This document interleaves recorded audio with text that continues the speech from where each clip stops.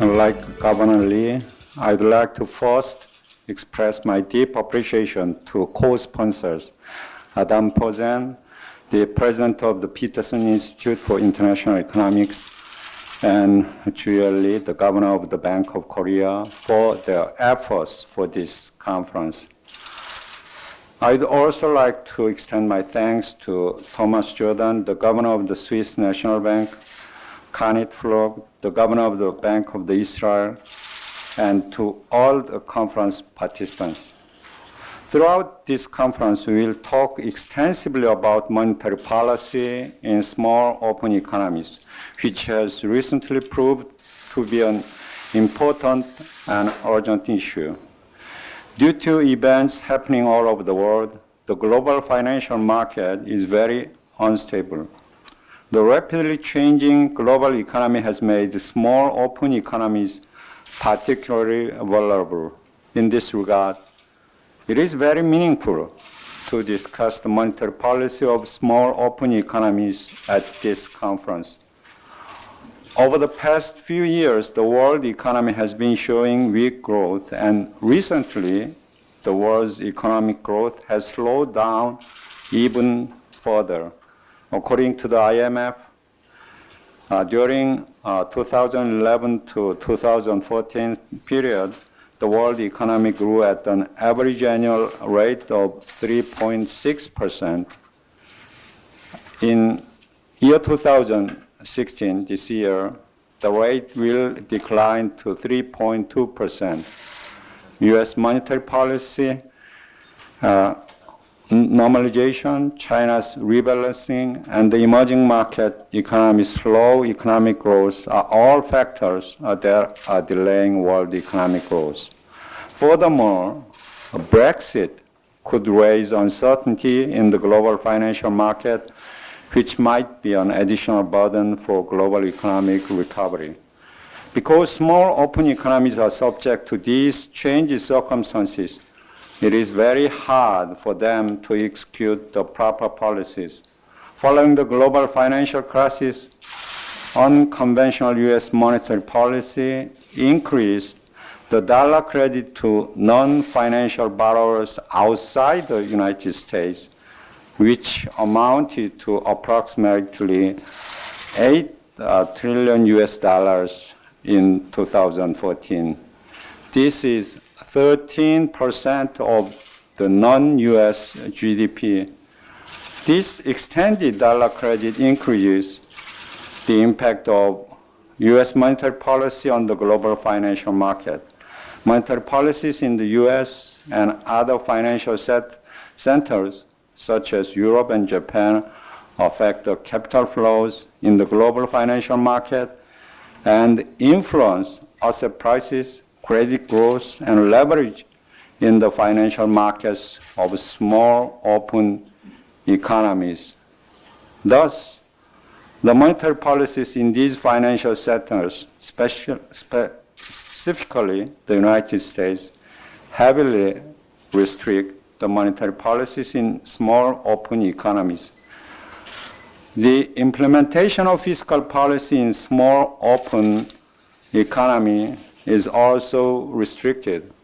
According to the IMF, the government debt to GDP ratio has reached 45.1%. This is greater than the ratio before the global financial crisis, which was 37.3% year 2007. Although these debt to GDP ratios in small open economies are relatively lower than those in the advanced economies, the small open economies are more vulnerable and sensitive to external shocks. And developing countries also should prepare room for the additional government spending for rapidly aging population. Given the limited set of policy measures available to small open economies, Brexit might be another factor that raises the level of uncertainty in the global financial market. In Korea, the range of macroeconomic policy is just as limited as in most of the small open economies, even though some economists suggest that Korea has more room for fiscal spending than other countries.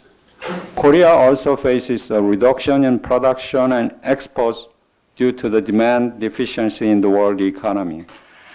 Specifically, since January year 2015, the exports have declined for the past 18 consecutive months.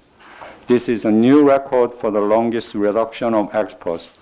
Under these circumstances, important policy implications discussed at this conference will not only be crucial for Korea, but also for many small open economies. What is the right policy direction for small open economies? This is the key topic of today's conference, and Governor Lee has just mentioned a couple of that policy issues, and I am more of in line with him, but let me share with you my own personal opinion. First, given the restricted set of policy measures, small open economies should implement all possible policy measures that can work. Individual countries have different policy measures that are best for different phases of the business cycle and their domestic economic goal. Knowing this, it is important for small open economies to obtain monetary policy independence for a positive impact on the real economy. Second, at the same time, macro-prudential policy should be adopted to curb bubbles and risks in the financial markets, as well as achieve financial stability and the proper level of liquidity. Financial stability influences the ability to obtain monetary policy independence, as well as the effects of that policy. Third, it is necessary to have policy measures that can effectively deal with vulnerability of exchange rate. Since high uncertainty in the global financial market may cause dramatic changes in exchange rates and capital outflows in small open economies. The impact of exchange rate fluctuation on economic growth is different between advanced economies and small open economies. In particular, it could harm the economic growth of small open economies. Fourth, safety nets and currency swaps are required as insurance. In addition to reinforcing existing safety nets and currency swaps, more global and regional safety nets should be included. In order to respond to a possible financial crisis, the number of partner countries participating in currency swaps should be increased. Last, it is necessary for the small open economies to reform the economic structure, since the demand management policy alone cannot solve the current economic challenges that the small open economies are facing. Structural reform is required along with monetary and fiscal policies.